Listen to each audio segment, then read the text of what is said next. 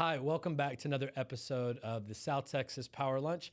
I'm here with Chef Nicola Blaque from the Jerk Shack, from me Roti, a bunch of other great things she's got going on here in our community. Chef, thanks so much for being here. Thank you. We're going to talk about, like we always do, the culinary industry specifically and your journey in it. Yeah. We've had a lot of people here that are in the tech world. Yeah. We've had people in real estate, all sorts of stuff. There's a lot going on in San Antonio on the culinary and hospitality side. So it's going to be exciting to talk about that today. Like we always do, what I'd love to talk about is to hear about your journey on how you got to become a chef, because that's not your first choice of a career, if I remember right. So can you give us a little bit of the background about you and your journey to become a chef? So I was in the Army for 10 years, and I joined when I was 18. While I was in, I was stationed in Fort Campbell, Kentucky, got deployed to Iraq. I was in Germany, Iraq again, Afghanistan, Hawaii. And the crazy part about it is the one thing that kind of like kept me grounded, kept me whole, was cooking. I was that soldier that had to find a reason to cook, whether it was like holidays or, soldier events. We'd get together. And so I volunteered. I had to do it. And so the crazy part about it is I wasn't a cook. I was a logistics NCO, which means I handled like everything from trucks to uniforms to computers. And so my downtime, I just wanted to cook. I was eating out. I was trying different foods, buying crazy spices, all of that kind of stuff. And my love for food really started when I was younger. My mom was an amazing cook, and she would always like take Caribbean food and mesh it with wherever we were at. So one time, I remember this specifically, but we lived here in Texas in Abilene, and she was making like, a jerk rubbed barbecue meat with wow. And we kind of have something like that now at our restaurant, but it's just the way that she infused our Caribbean heritage to the area that we lived in, and I loved it. So I tried to continue that on and also like share my love of food with soldiers who were like missing home. So I did that for about 10 years, and I started kind of going crazy, suffering from anxiety and some depression. And, I decided it's time for me to get out. I knew that there was more for me outside of the military, and I decided to explore becoming a chef. And so I actually had to convince my husband to move from Hawaii to Texas. From Hawaii to Texas. Yes. Just so I could go to culinary school. Wow. Yeah. And so once I convinced him that Texas was the place, the best culinary school, there's actually one in New York, but I knew I wasn't going to convince him to move to New York from Hawaii. So we came here. I started culinary school 2016, and it took off, I would say, kind of fast for me, because most kids that I was in school with, and I say kids because I was like the oldest student. They were kindergarten pipeline, right? Like they had been in kindergarten, they went all the way to high school, they jumped into culinary school, right? I mean, I was just like, Law school's like that too. Yeah. I was like, what am I doing here?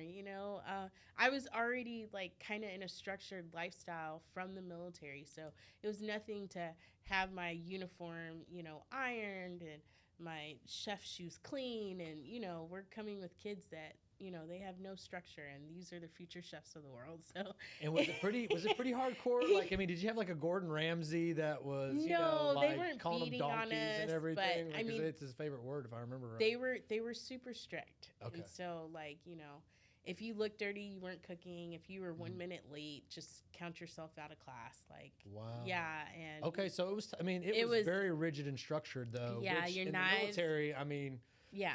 1 minute on a logistics NCO, it can be a lot, right, if you're a minute late to something. Yes. So I'm sure that was no Which problem. I'm always late, so I don't even know how I made it there. Oh, man. See, I would have figured like you're always early at No, things I'm always late. I always think like oh, I know this is going to kick off then. Yeah. So I'm like, yeah, I got some time. I was just trying to slide right in at the right time, and usually I'm like 2 or 3 minutes late, Yeah. honestly. I mean, it would be to the point, a funny story, my husband would be driving like 80 miles down 281 just to get me to school on time. Like, you're super late. I'm like, no, we can make it. And I just rush right into class, sit down, uniform straight. So, Yeah. but I was a good student. But the crazy thing is, like, while I was in school, my husband, he was training some clients, and they weren't following his diet plan. And so he asked, can you cook the food for them? And so I was like, yeah, it'll give me some practice while I'm in school. And I started cooking for them. And, you know, it turned from like, you know, 1 to 3 clients. And then the next week it was like 10. And then it just started growing. Those people were like, hey, my trainer, his wife is making my meals. And so now I had to have a system. I went from like 50 meals to like 200 meals. Wow. And then next thing you know, I'm doing over 1,000 meals every week, and it took off. And to the point where I'm like begging my husband, like, I need help. There's no way that I can be in school and cooking the meals. So my husband starts helping me, and at the time, he's in flight school.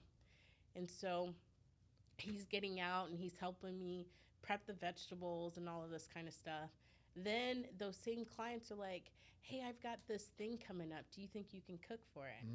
So I'm like, yeah, I can cook something for Thanksgiving or whatever. Next thing you know, a few catering events turned into an actual catering company. And so one of the ladies that I knew from the military, she was renting out a kitchen downtown. And so she reached out and was like, you've got a lot of business. Like, let me help you, use my space. You can take on more orders, hire a few employees. All this whole time I'm still in school. Still in school. And so I was like, okay, I think we can do this, you know? So I hire a few employees, and now I've got steady business while I'm in school. So I reach a point in school where I have to go on externship. Okay. And so I start looking around the city, and I'm not impressed with any of the businesses here. And so I'm like, you know, I really want to go somewhere else and like really expand my knowledge and learn a lot. So I almost went to a place in Chicago, and when they told me how much they were going to pay me, I was like, I won't be able to afford just living in Chicago. I was going to say, super expensive. Yeah, I ended up choosing a place in Houston. Okay. And so now I have an even bigger dilemma. I've got a book of business, and I'm going to Houston. So I decided to be even crazier and continue my business. Oh, wow. And so I didn't want, you know, my clients to get off track with their meals. So every week I worked in Houston, and on Friday nights I would drive back, me and my husband, drive back to San Antonio, shop for the meals early Saturday, start prepping, cook all the meals on Sunday, deliver Sunday night, and then be back at work at 6 a.m. on Mondays. Wow. And so we did this for about 6 months every week. And I would say that was probably the most challengingest part of my life since the military. It took just a lot of mental strength.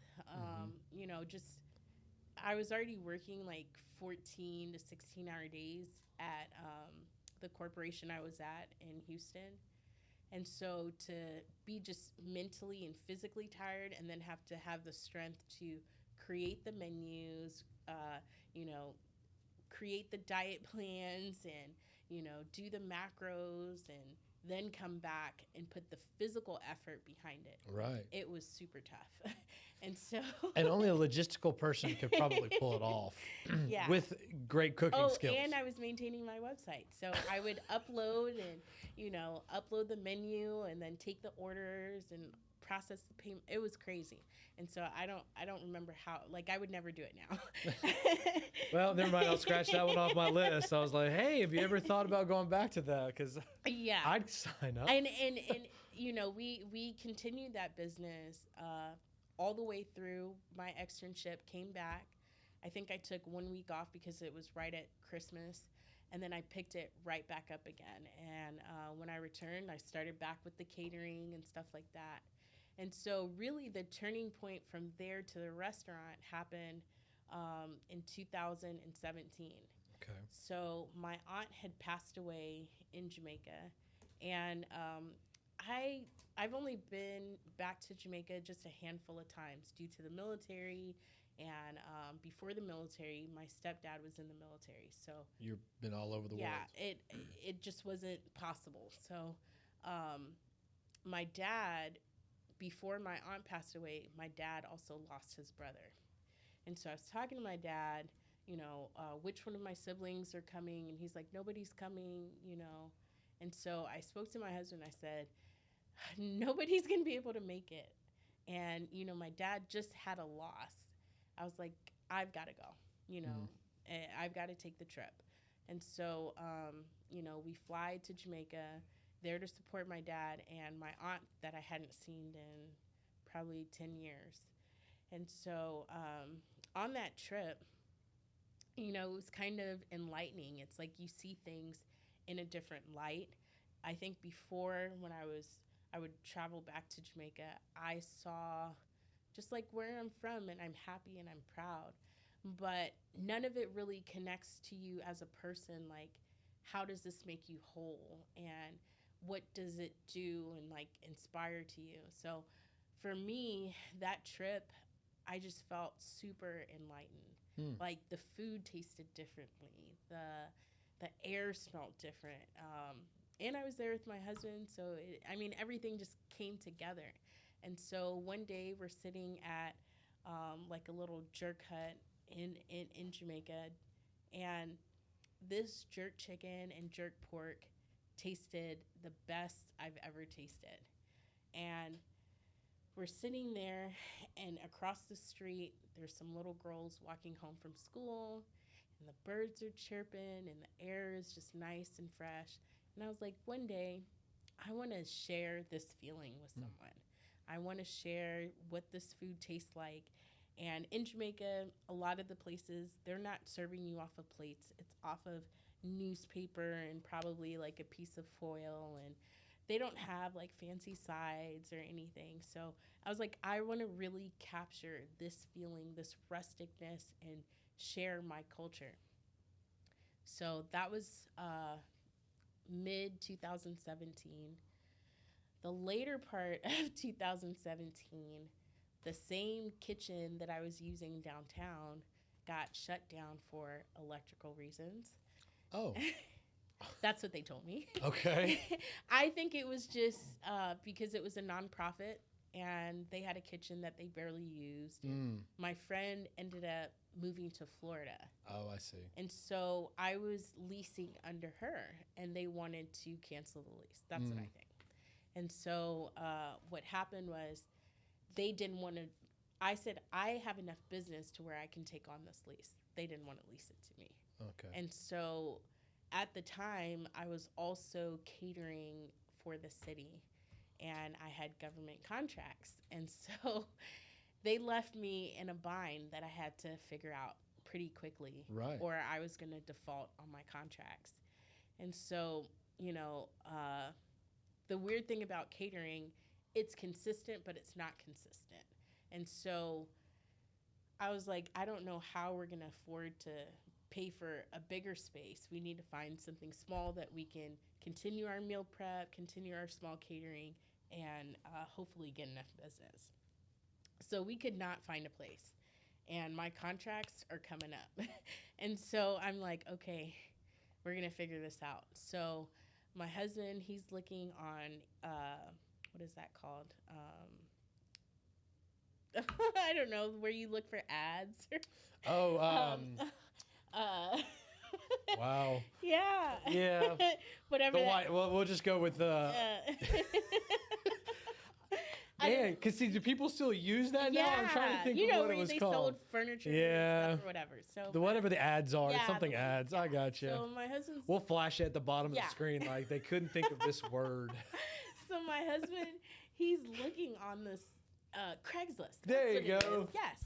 So you get a word in there. It's not add, just a list. Yeah. You still have And Craigslist? so he's looking on Craigslist, and he's not finding anything. We're searching LoopNet, all these crazy things. Yeah. And the one time I look on Craigslist, this is God, first of all. The one time I look on Craigslist, I find a place. Okay. And so I'm like, oh my gosh, this is like right in our budget. I'm going to, go look it at. So I wake up my husband and I'm like, look, I just found a place. Like, we have to go look at it right now. So we drive, we're living on the north side, San Antonio. We drive all the way to the west side. And this place, I'm like, okay, I can see it. I think we can make it work.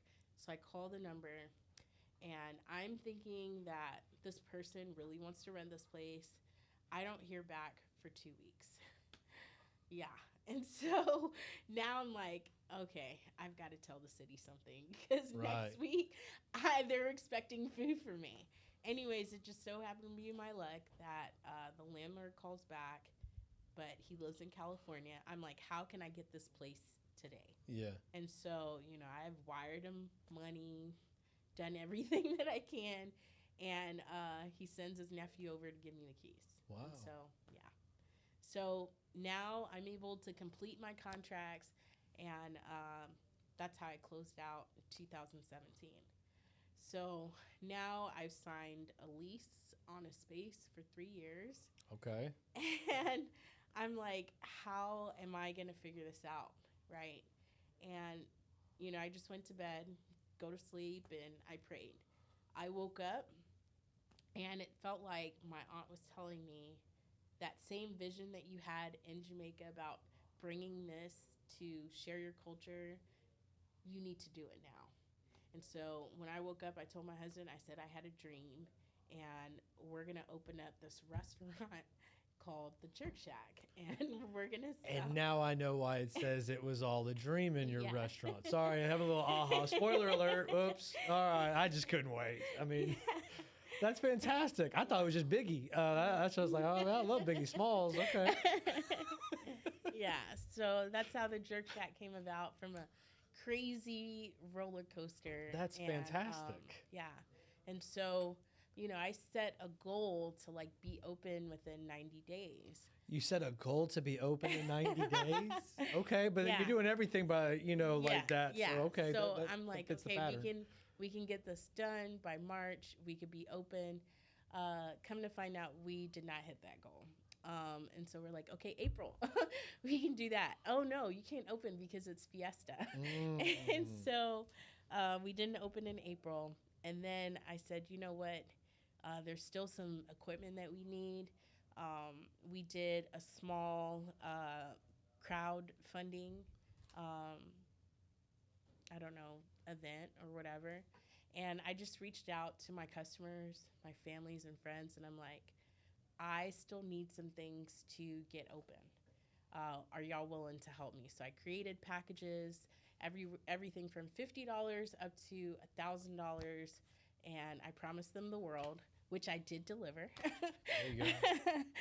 But I managed to raise somewhere around $16,000 in about 4 days. Wow. Yeah.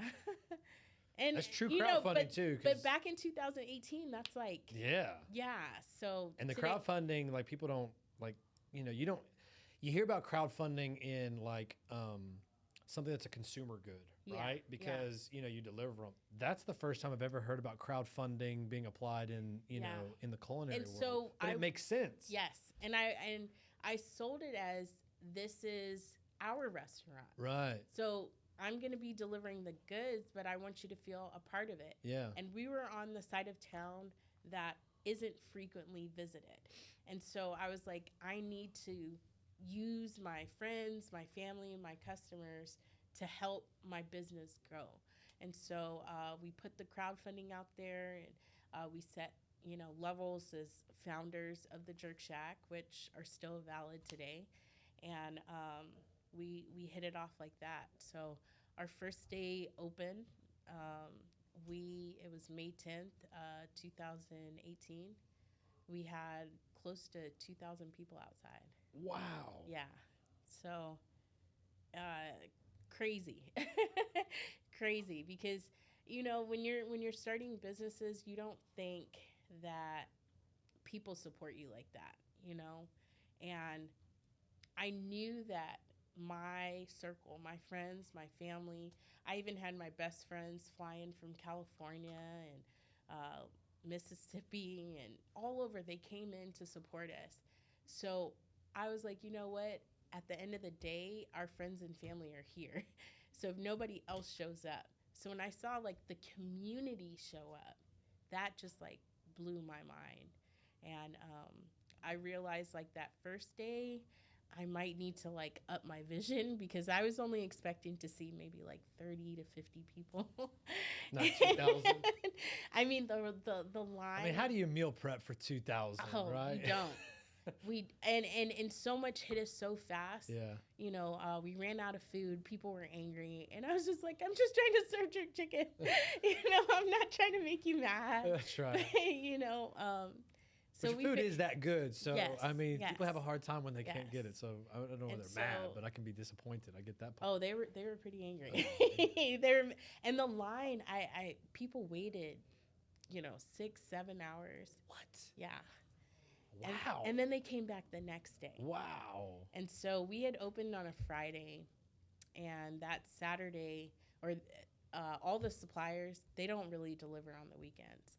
And so we thought we had enough food out that little shack to carry us through the weekend. Right. Everything. Oh, no. We were out of everything Friday night.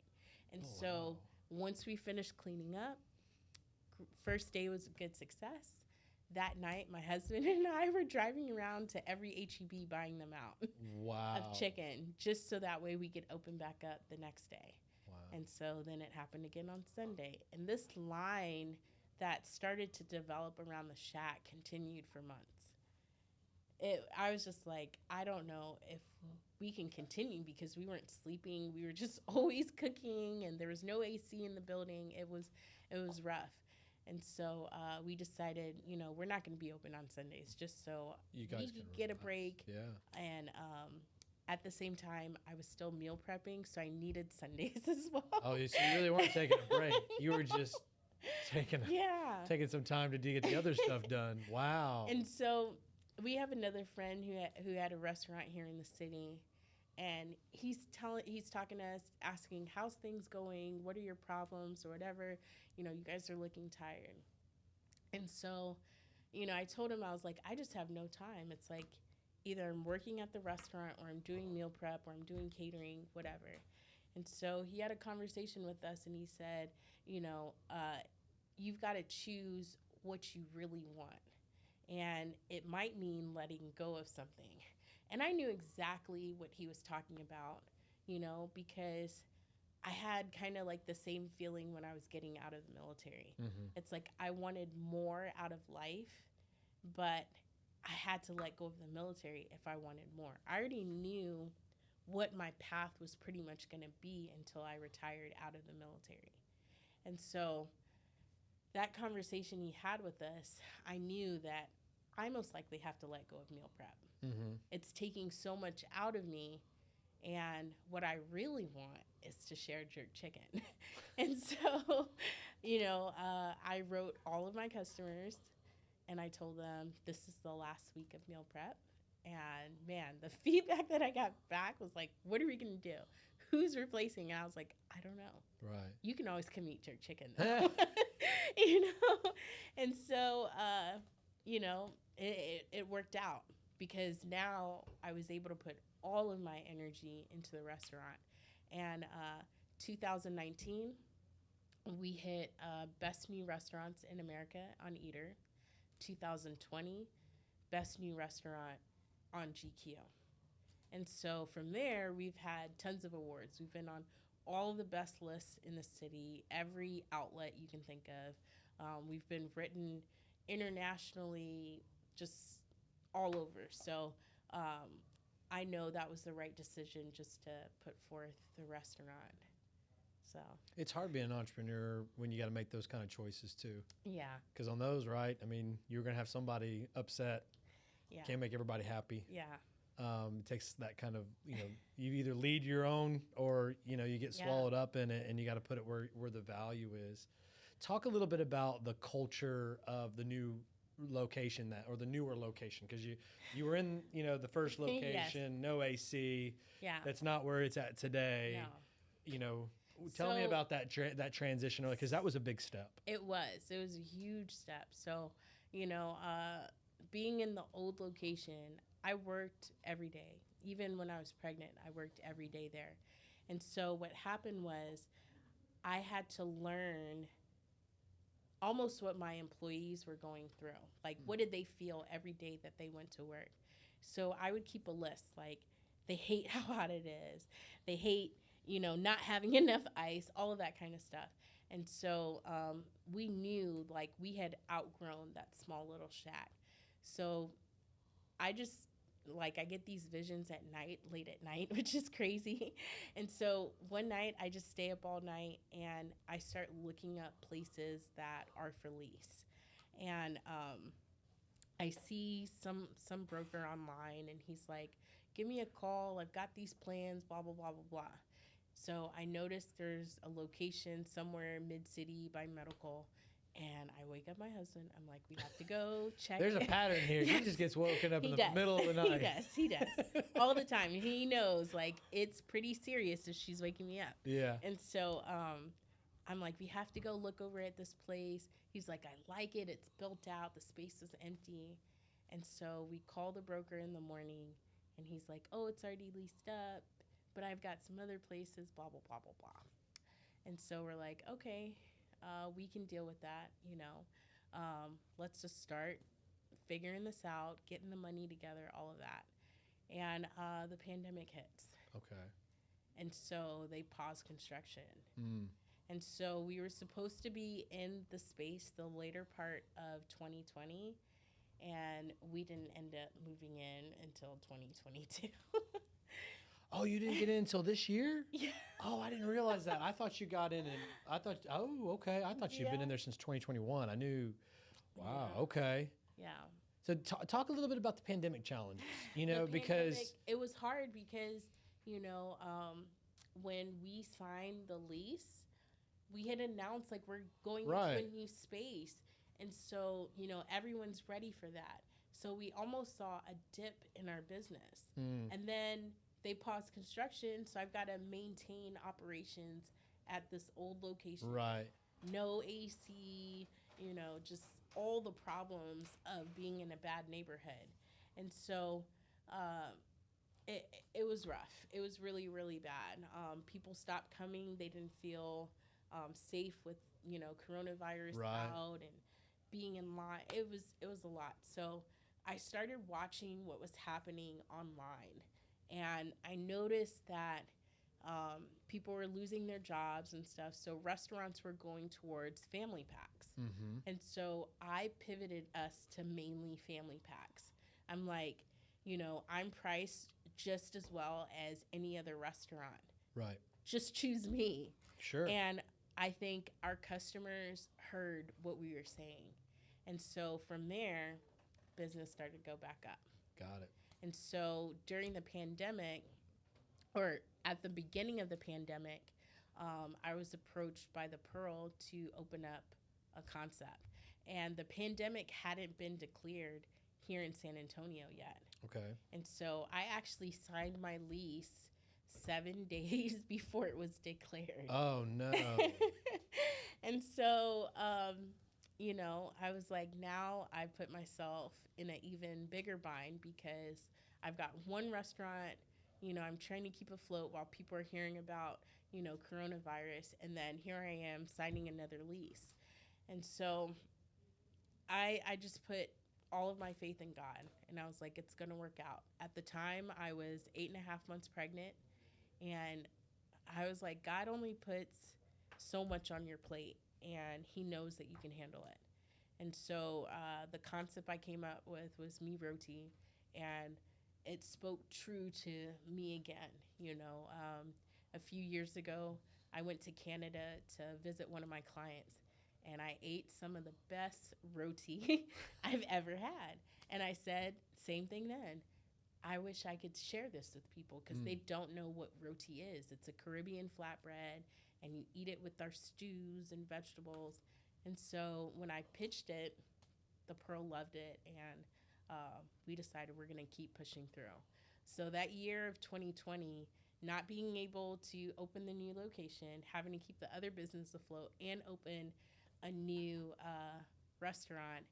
Oh, by the way, I had given birth that year as well. Oh, by the way, I was going to say, we were 8.5 months pregnant just a little bit ago, so eventually there's going to be some babies around. Yeah, so it was really challenging, like being a new mom and having to figure out all of this stuff, but I made it through, And so Roti started to, really get good the beginning of 2021, and I also had another baby in 2021.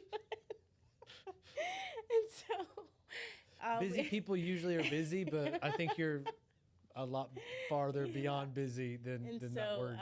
We kept it going from there. So one of the things I'm curious about too is, we won't get into the word chef and how it's used all over the place. Yes. Way too much.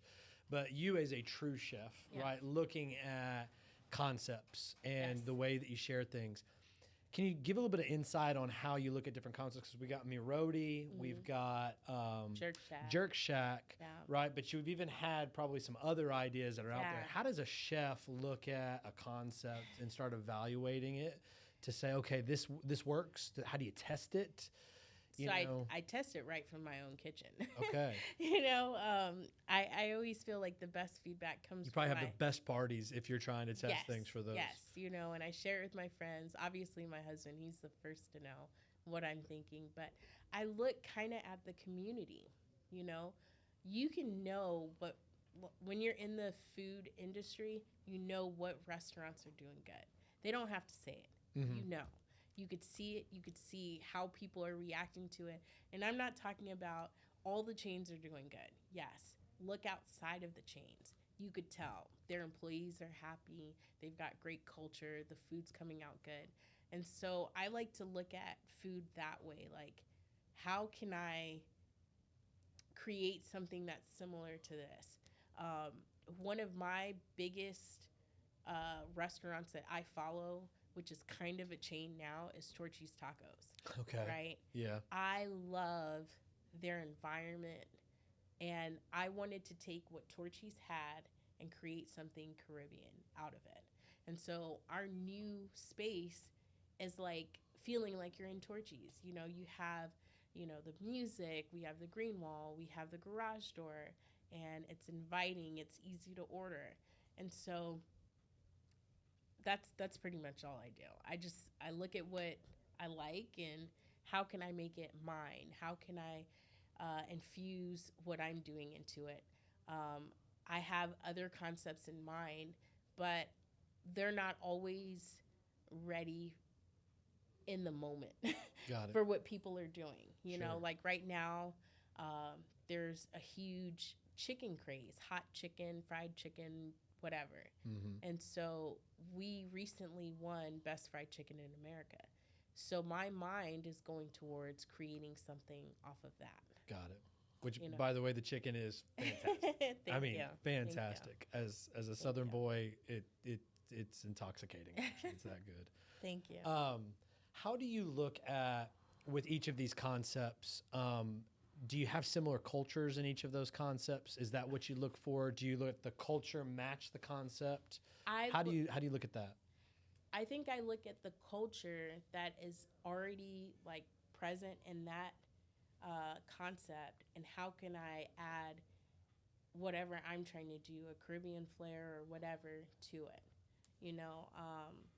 Even with Roti, I was looking at the Chipotle model. Mm-hmm. And with that, I wanted to show people that Caribbean cuisine is very similar to what Chipotle was already doing, but it's Caribbean. And so we take the roti and you can choose it as a bowl or a wrap, just like Chipotle. Right. The only thing different is the ingredients. And so I guess, I don't know. It just depends what model I want to create next and who can I better look at to create that same messaging.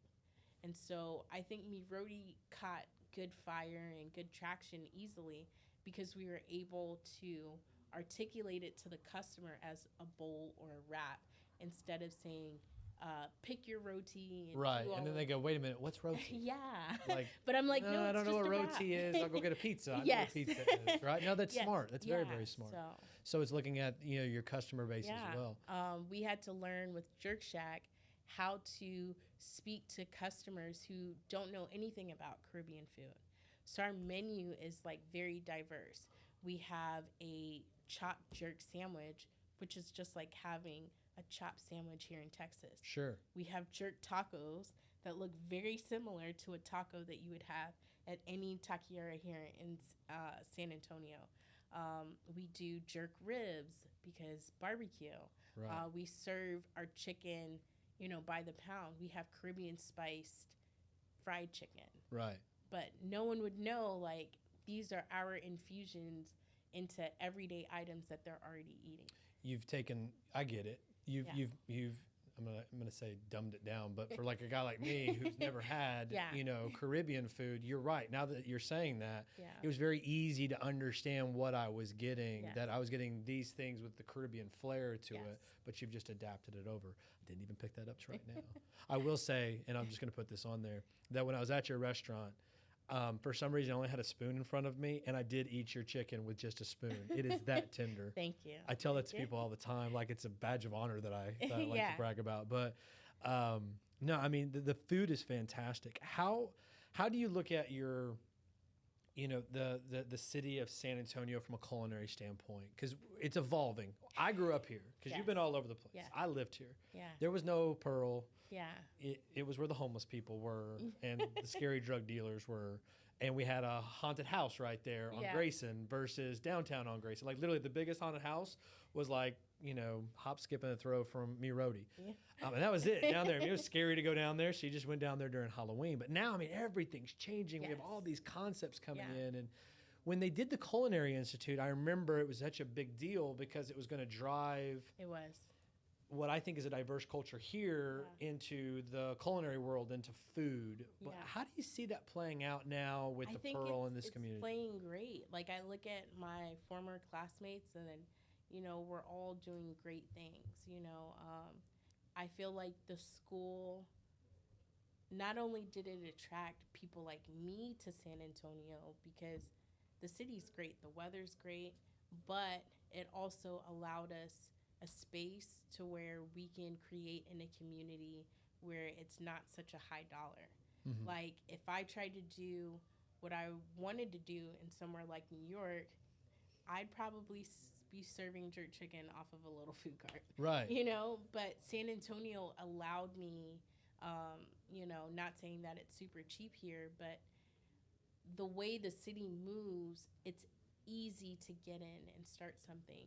And so with that, over the last couple years, so many new concepts have started that are becoming major brands all across, the nation and Texas, just from San Antonio. What really excited me here is the possibility of creating my own language of food without it being distracted by others. Mm-hmm. If I was in Houston and I tried to do Jerk Shack, I think I could have, been squashed because there's so many other bigger Caribbean restaurants in Houston, while in San Antonio there was only 2 others. Okay. And so the way that I wanted to share Caribbean food was very possible, just because there wasn't too much competition. But also in the way you did it too. I don't know that I would go to a Caribbean restaurant, right?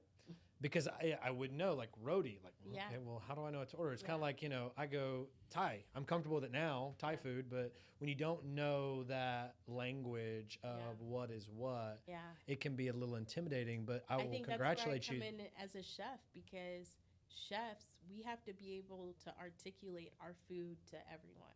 Sure. That's the one language that as people, like, I might not know Spanish, I might not know Portuguese or Italian, but we know what good food tastes like. Right. And we all know when we're eating good food, the reaction that comes from it. Sure. And so I think as a chef, you have to be able to send that through your food. You know, so many people come into the restaurant, they don't even know where Jamaica or Bahamas or anywhere is. Right. But they know what good food. That's right. And so. Well, and I will compliment you to the way y'all present it as well, like what you've already talked about, right? Yeah. Because, I mean, I can go to an Italian restaurant, and you go to some Italian restaurants, and I still don't know what the heck I'm about to order. Even though I've been eating Italian since I was, had teeth that came in. But you guys took something which is very unfamiliar and made it familiar and in a way. And again, I think that's another... I'm trying to give you more credit in the fact that there may be more in Houston, but they're not doing it in such a way that disarms somebody that may be like, Caribbean food, I bet you it's good food, but I mean, I don't, it's intimidating to me because I don't know it. You make it very welcoming. Thank you. What do you think is next for San Antonio with regard to culinary? Because we've got pockets now. Yes. Right? And the Jerk Shack where you guys are out, you're not in one of those pockets. No. Right? You're, over by SeaWorld, which, I will make that drive. And when I go to SeaWorld, I stop by. But, the community is it's growing. I mean, we're just growing all over the place. Yes. We're here at 281. When this highway's done, Bulverde will be San Antonio. You go up 35, my goodness. I mean, you're in traffic to Austin. So what I see just in the industry, chefs like me are opening up different spots. And not all of the locations that we're opening up are the same. And so I think because San Antonio was kind of saturated with just the Mexican restaurants and they're all the same, they're all serving, I think it brought out the creativity in a lot of the chefs. Like, I want this concept here and then a completely different one on another side of San Antonio. Got it. And so what I think is going to happen is once we're all opening up all these different restaurants, San Antonio is going to be like a culinary capital with the Pearl sitting right in the middle of it. I think it's going to be just like you're in Austin and you could be on East Austin or South Austin and have great food, great options, and a totally different vibe. Right. And so I think San Antonio is going towards that and different price points. Sure.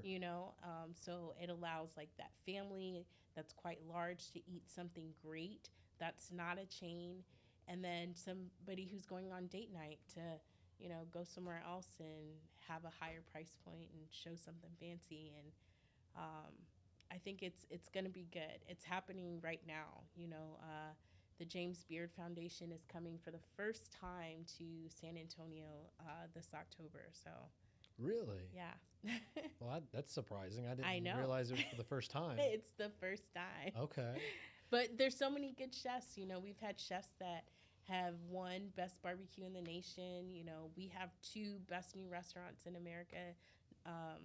It's so many good things that are happening. It'll be interesting because, again, being here my entire life, you got the Pearl, and it started off literally as just the stables, which now the stables are gone. They're putting something else in. It looks like as we get the concentration there, it overflows out, right? So now it's starting to expand. Hemisphere is starting to expand. As that does, at some point in time, it'll be so saturated that it's going to have to push even further out to get out to it. Yeah. Which could be really, really interesting because, here even in the Stone Oak, area, it's Mexican food. It's changing. I know. I can't wait. I can't wait. There's a lot of opportunity in this city, which is fantastic. Yes. And I think it's at a good price point to where, you can kind of pick and choose what level you want to come in at. Right. And that's what I'm most thankful for because I don't think I would be able to do this in another city. The support that I got from my clients, I was cooking for MBA clients and they were quick to keep referring me to other clients. Right. And I don't know if it would be so easy if I was in a market like LA or, DC or New York. Like, San Antonio, they believe in the brands that are started here. They do. It's the one place, which is why I came back here after law school, was like, this is where home will be. It is it's still a community oriented, and it's a Yes. diverse community. Yeah. It needs to get a little bit better on some of that. Like I need some more better things than Mexican food up here in Stone Oak. But again, they approach and they take care of their own. Yes. And Yeah. that's something to protect too, as I've talked to a lot of people about, Yes. as like the Austins of the world and everything. Yeah. Down. I love visiting Austin. I just don't want to live in Austin. Yeah, those kind of things. the first day we opened the new Jerk Shack, you know, I remember the night before, I was telling my husband, I was like, will it happen again? You know, like, will the community be as excited as they were for the original Jerk Shack? You know, we were already closed for a few months just to complete construction and stuff. And so I was really, really nervous. And so, you know, I set the time. We're opening at 11. And, you know, I told my staff, I was like, I don't know what's going to happen. Right. You know, it could be like the old Jerk Shack and we have thousands of people lined up. Or it could be just like we open the doors today and we see who comes in. And the crazy part about it is it was like about 9 a.m. They started forming the line. I was like, oh, yeah, they still like us. Yeah.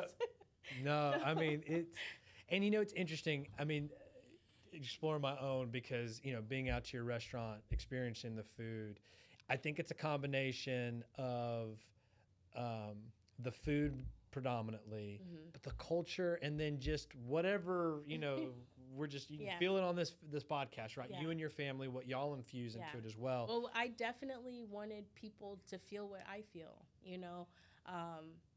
For someone not being born in the United States, and I feel like San Antonio has a lot of the Mexican community that was not born in the United States. And so I have a sense of pride that I feel like I share with everyone. Like, this is what it feels like to own something. And you can own it too. Like, this is yours. You helped me get started. You visiting and sharing and all of that. And my staff, I'm really good with them with sharing that same energy. That way, if I'm not there, they're exuding the same type of love to our customers, you know. We try not to give all the food away for free, but there's so many customers who've never had the food, and we're like, just try it on us today. You know, that way they can come back and really have a good experience, you know. I feel like sometimes in this world, people forget what it's like to just be kind. Right. You know, like the pandemic, I don't know what it did, but so many changes happen in people's life and they're just not kind anymore. Right. And so I try to make sure, like, hey guys, every day that we open these doors, like, these customers are not just customers, they're our family, you know, and we need to connect them some type of way. It's fantastic. I mean, I've been there several times. One of my favorite places. Thank you. Thank you so much for coming on the Thank podcast here. This has been great. And I know that the people that watch are going to be excited. And I will tell you, come see me. go see her, because the chicken, we were a little sad that you didn't bring chicken today, because there was a slight chance. I was like, look, let's not get all here. But that means I'm going to go on Friday and get chicken and bring it over here for everybody. Thank you. For those of you that are listening to us on Spotify or the audio versions here, if you can click subscribe, that'd be great. Let us know we're adding value. For those of us, y'all watching us on YouTube, thank you for watching us. Subscribe, leave us some comments in the space. Until next time, we'll see you then. Thanks. Thank you.